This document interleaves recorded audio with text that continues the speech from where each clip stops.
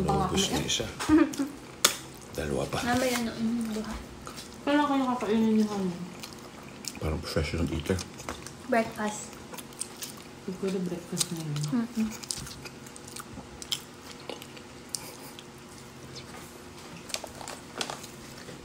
Apo.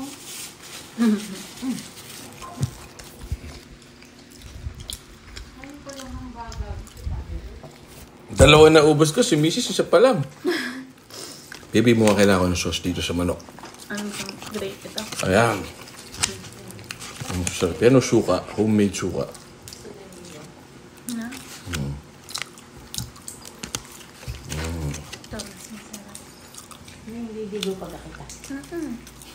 Mama, bakit ayaw mo? Nililigo ako. Hindi kasi nasipit talaga ako. May lakad tayo kasi nun. Wala. Ano? No.